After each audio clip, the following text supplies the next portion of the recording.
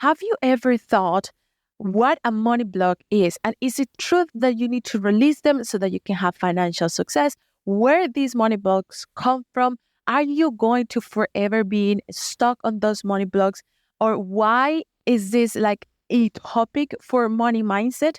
And I'm also going to talk to you about why I don't see money blocks anymore. And instead, I see narrative reframes.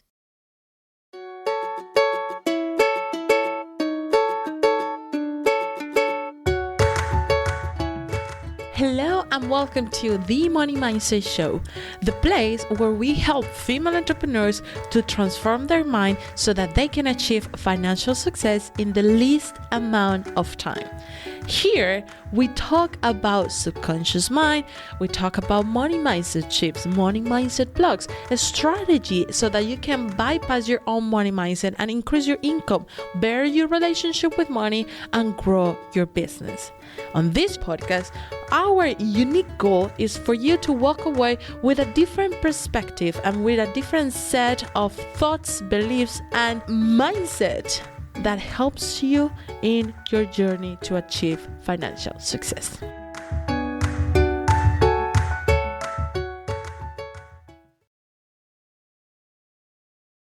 Remember those old piggy banks we had as kids, where we will eagerly drop coins hoping to one day have for something big?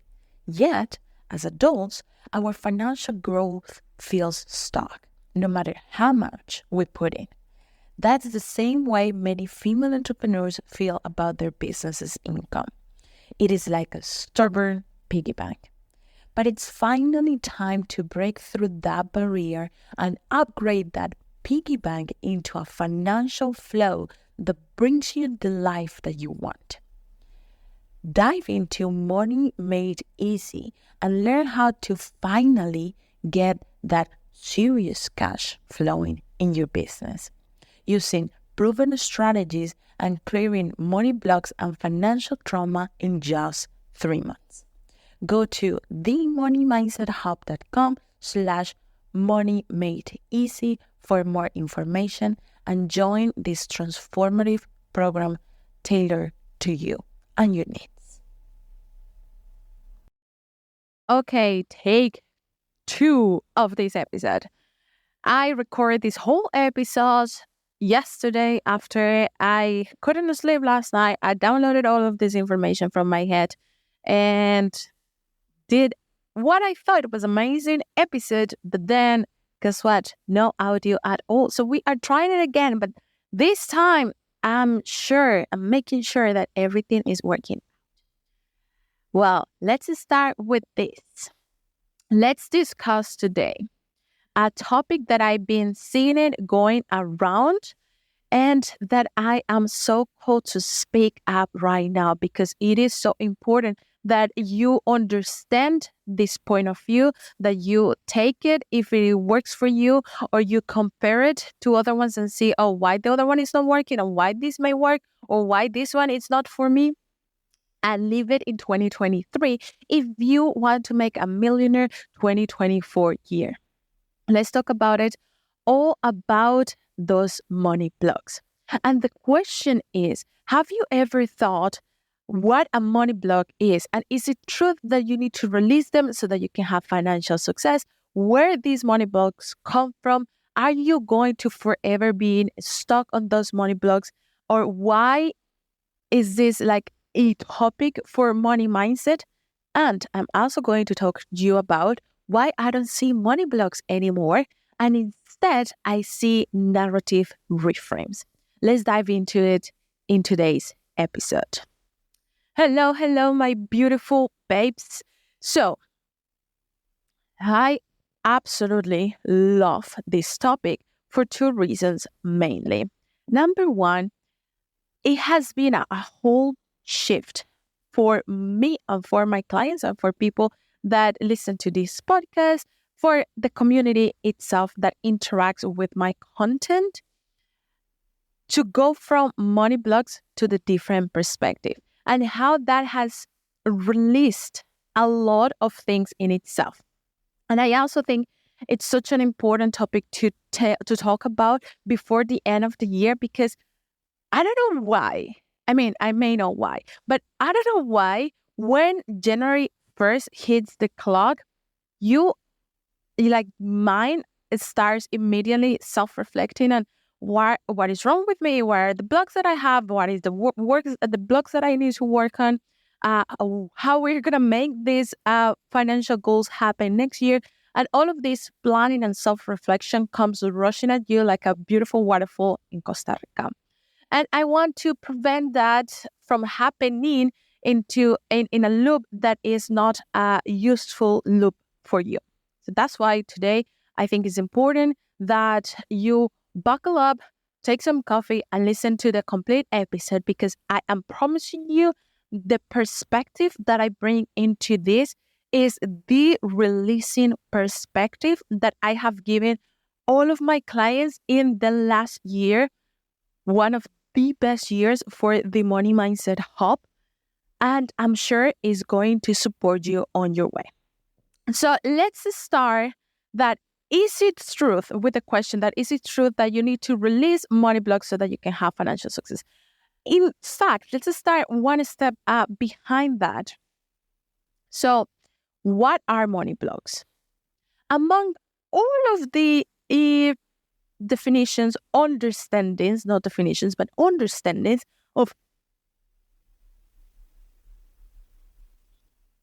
among all of the understandings, not definitions, but understandings of what money block is, what a money block really is a blockage between you and your flow of money, between you and money itself, between something that you are creating or projecting that is stopping money coming in or is stopping your interaction with money. Most of the time, this understanding is from money coming in. You have a block with money, that's why you don't have enough money. You have a block with abundance, that's why you don't have enough abundance. It's almost always referring to a blockages of coming in. But it also can be referred to your ability to keep money with you, your ability to grow money. So we are talking in general about all of the transactions with money. So that really is the understanding among different authors and among different people that talks about money blocks. Personally, I heard about this term of money blocks with Denise in one of her books. I think it was Get Rich Lucky Bitch, if I'm not mistaken. It may be wrong, but I think it was that book that she talked about money blocks, the different money blocks that women face and all these narratives that makes it seem very logical and clear that it's you stopping something. And I have a really hot take on this. But in a nutshell, that's what the general understanding of a money block is. Now, is it true that you need to release them so that you can have financial success? Here's the thing, and I think I need to dive into my own perspective so that you can understand what I'm about to say. But the short answer to is it true that you need to release them is that there is no need to release what you don't have. It's as simple as that for me. Money blocks don't exist. So how can I release something that it doesn't exist? It's like if I'm hugging an imaginary bear right now, and somebody tells me you need to really drop the imaginary bear, I will open my arms and I will say, okay, I release them. But what is dropping in physical reality? Nothing is dropping because it's only my imagination, right? That's how I see money blocks. You do the work of, yeah, I feel like I'm hugging a bear right now because I'm imagining the bear. And somebody tells me to release the bear. So I open my arms and I release the bear. And I feel like, okay, I released it. But in reality, there is no bear there. It's only on my mind. It's a creation of it. Like it's an imaginary bear. That is how I see a money block. But let me dive into this a little bit more. So I personally think now, especially a lot after RRT and the RRT perspective, for those who are not familiar with RRT, what is RRT? Is rapid resolution therapy, which I use to clear financial trauma in all of my programs and sessions. And I use it for myself too, because it's a very good way to clear trauma without having to relive the trauma. And to me, that is magic. I don't want you to go through the trauma again when it has happened before and it doesn't matter anymore because it doesn't exist anymore. What it exists is how your brain is interpreting and processing the information at this moment. That is the point that I really focus on. And that's how RRT has a structure and the point of view that has really supported me on this journey. So especially after a lot of RRT, I don't think, I don't see, I don't experience such a thing as a block. Because if we talk scientifically, like scientifically speaking, which most of the time we are not used to think or speak in this way, scientifically speaking, is that you see a tree. If I turn right, is it right or left? Left. If I turn left into the window, I see there is a tree. And the tree there has 1, 2, 3, 4, 5 branches. That is the factual information. That is scientifically information. But we're not used to think in that way. But if we were to talk from that perspective, we can see that there is nothing ever blocking nature. I mean, I have a lot of plants at home, and when I look at them, they are all in my window. And when I look at my plants at home, I have one in particular that really likes to grow through the walls of my house looking for the sunlight. I don't know what is the name of the plant, but are these plants that really find their way through the walls and through everything just to see the sunlight, right? I mean, all plants do, but this one in particular, that is like literally the house is the hallway for her. So she really grows into looking for that sunlight. And I wonder, and I know that you have in mind the name of the plant, or you know what plant I'm talking about, because it's the plants that you see growing everywhere, literally through the walls and through the objects. You know, they're so pretty. Okay, but my question is, do you think there is an object that gets in between this plant and its way to the sun? Absolutely no. This plant grows and continues its trajectory because it's its nature. It's as simple as that. There is nothing going to stop her way between all of my plants are females. She looking for the sunlight. There is nothing coming in the way. If the wall is there, she's gonna climb through the wall. If it happens to be something else in between it, it's gonna climb or go around it, and it's gonna find its way to the sunlight. That is just nature. There is nothing blocking or stopping. And same happens with animals. When zebra is born, like if we think about a zebra being born, it has an instinct that it's being provided since the womb, since the day that zebra was conceived. And that instinct is to find mom to keep her or him, it's always a her, to keep her protected, fed, and alive. So there is no such a thing as a blocking her. It's her instinct. And to keep her fed, to keep milk coming. So that's an instinct that any normal animal will have. It will find its way to the milk. Period. End of this story. Now, let's think about this same way about money. It has been for so long part of our economy. And that is part of the ecosystem right now, right? I mean, the first coin, the first notion of money that we have was BC, the times BC. It has been for so long, generations after generations, in our humanity, that it becomes part of the ecosystem that we live in, right? So you are born to a world that deals, talks, and manages, have a knowledge about money.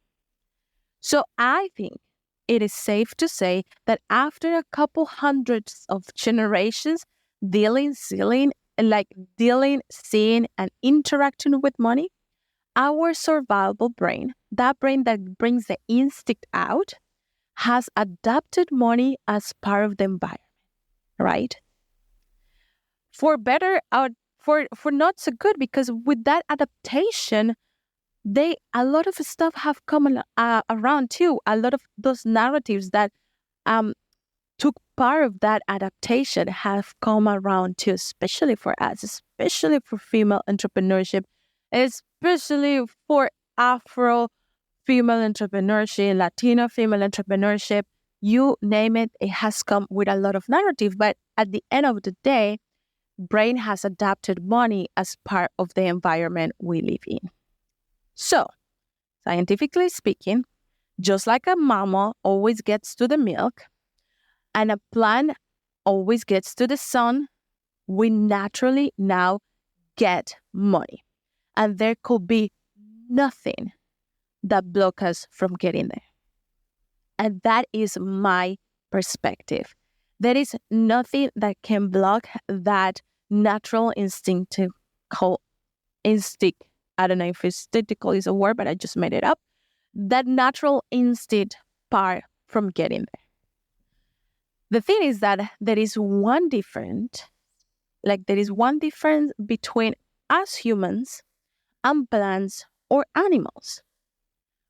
We are the only species that mind will make us stop, will trigger the danger signs by a created danger or a real danger. And that in itself is huge. Because when you imagine, quote unquote, imagine, or bring to the present something that may happen by thought in the future, like may happen in the future, and you bring it to the present by thought, you are creating a possible danger. And your mind cannot read it any other way. So when you are, today is the 13th of December. When you are thinking about 13th of January and thinking, if I don't do this, if I don't do that, I am going to be in the same exact position with money. I am going to have the same exact struggles that I'm having now, or I'm not going to have a brighter future with money.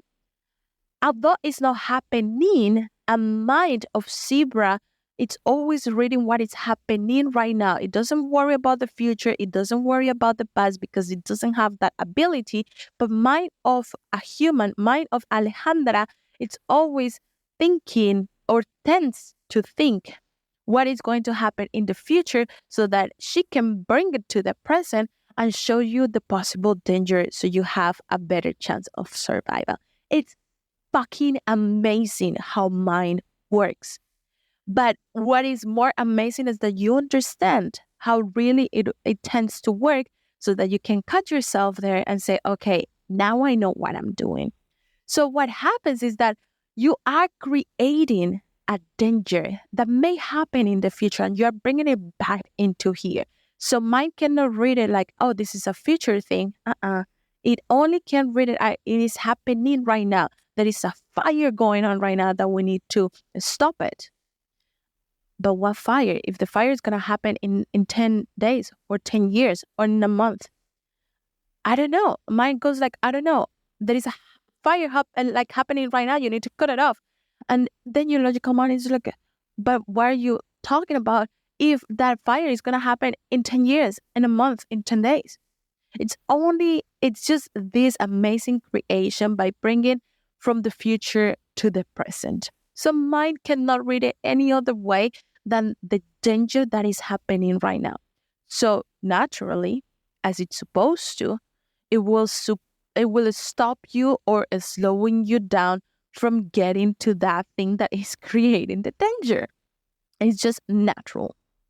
And that's why I really love the quiz that I have done for you to find out exactly what is the type of brain that you have with money so that you can catch things like this. And if you haven't downloaded, it's completely free in 90 seconds. You have your type. And then I have done a whole sequence of emails supporting you with exercises, with prompts, with reflections that will allow you to understand your mind better with money and work with it. If you haven't downloaded, go to themoneymindsethub.com/quiz and download it from there. I will also link it on the show notes of this episode.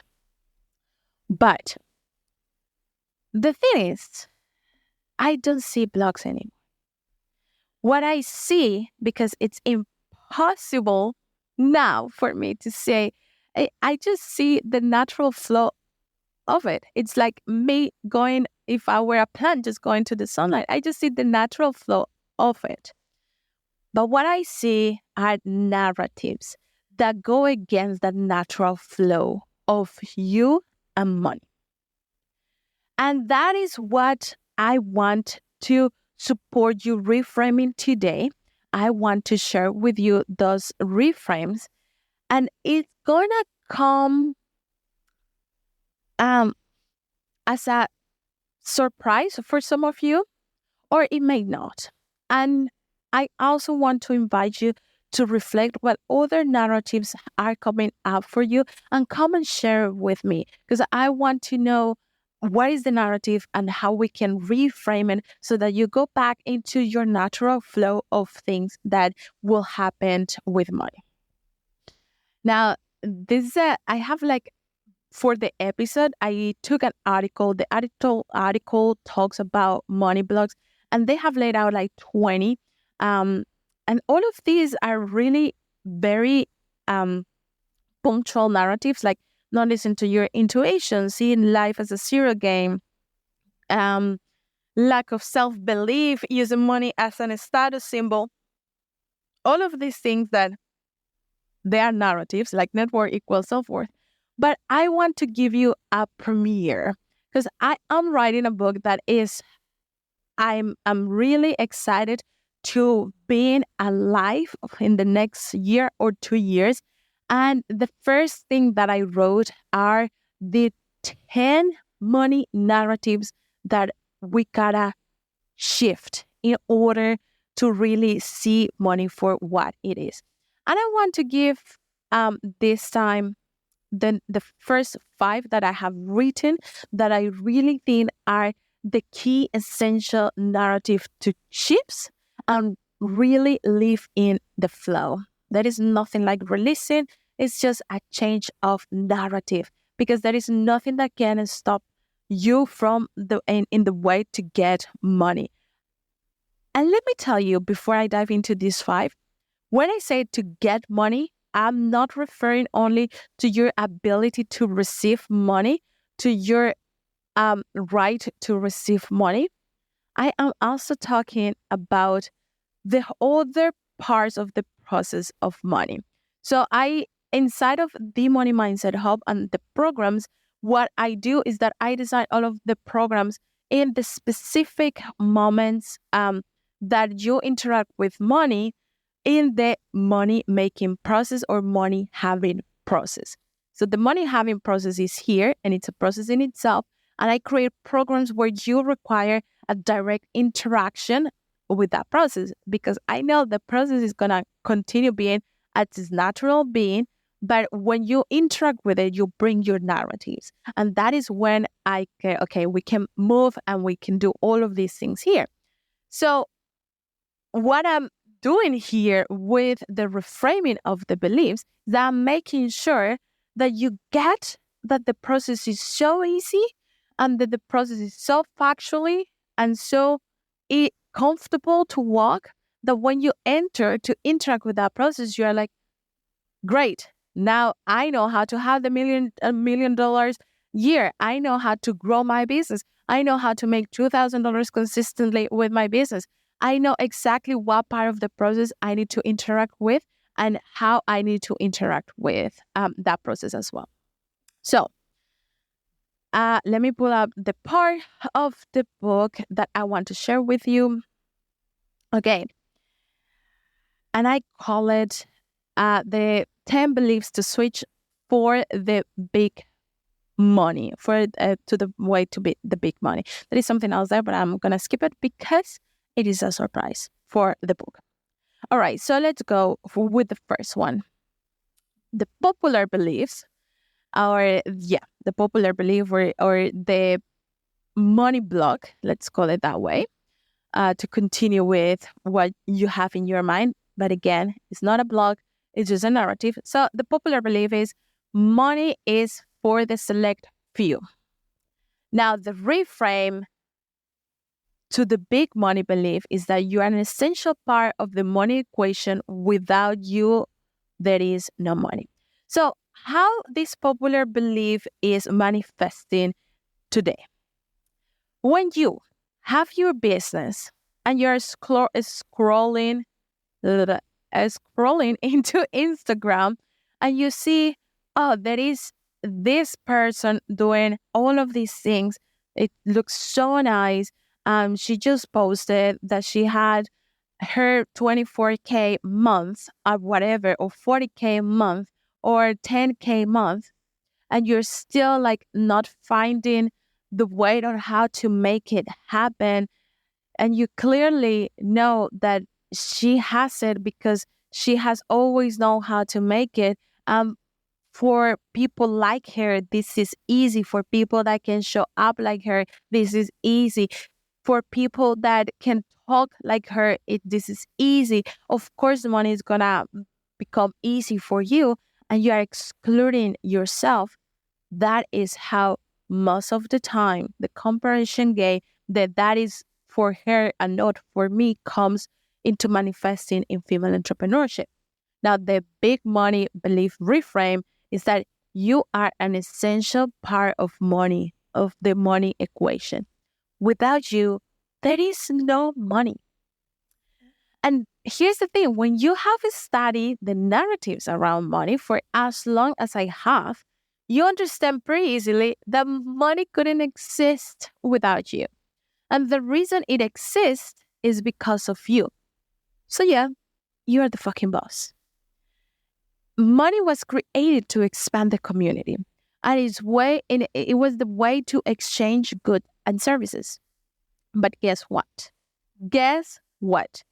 Without those people who produced those goods or services, without those communities, without those interactions, money wouldn't exist. I mean, so here you go. Welcome to your new duty as a CEO. Remembering that you are the fucking boss, that you are the essential part of the money equation, as much as the person next to you in a system that is based in consuming and exchanging goods and services. Period. End of the story.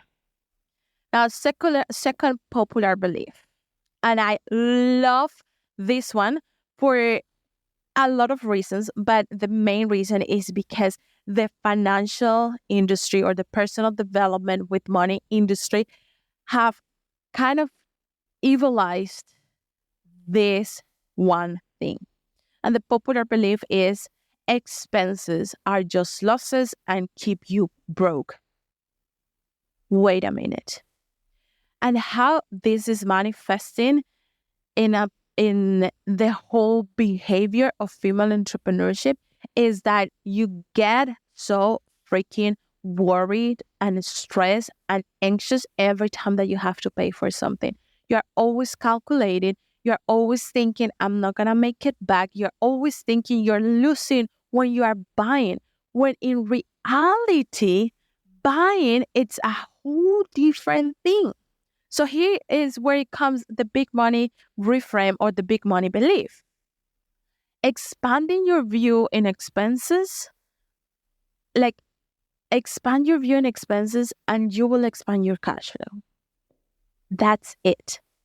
because most of the popular financial advice will attack your expenses as there is no worst enemy for financial growth than to buy things. But purchases and expenses are also an essential part of creating money.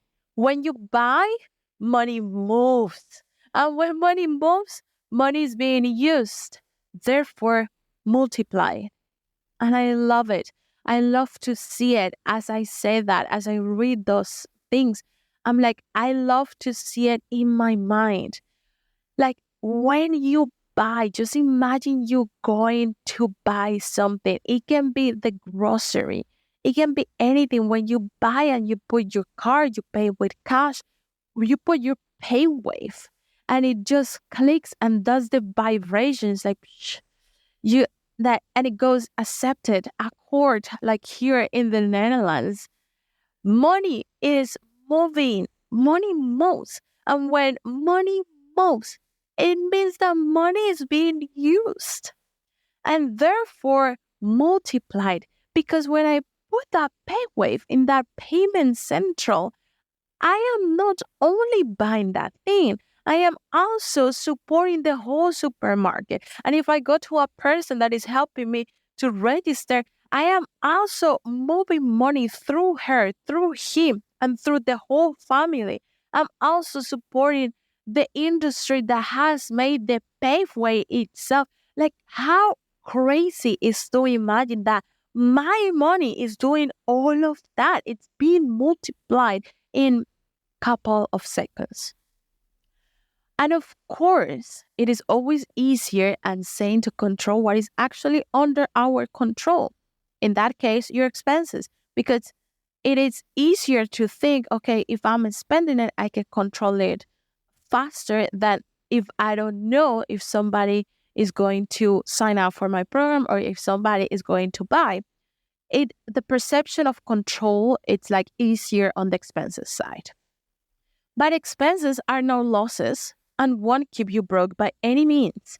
Instead, the way I see it, expenses allow us to expand, to get to know new things, to experience new products, and from an energetic perspective, I am damn sure that by me buying something,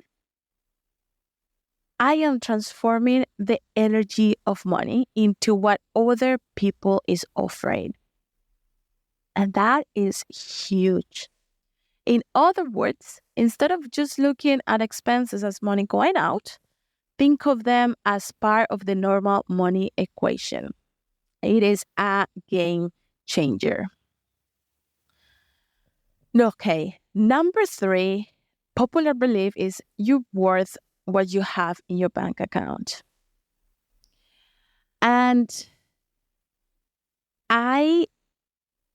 the way that I've seen this manifested in female entrepreneurship is the shame, the guilt, and the inability to talk about money as well. Because as popular belief, they have pushed us to really identify who we are with the number on a bank account.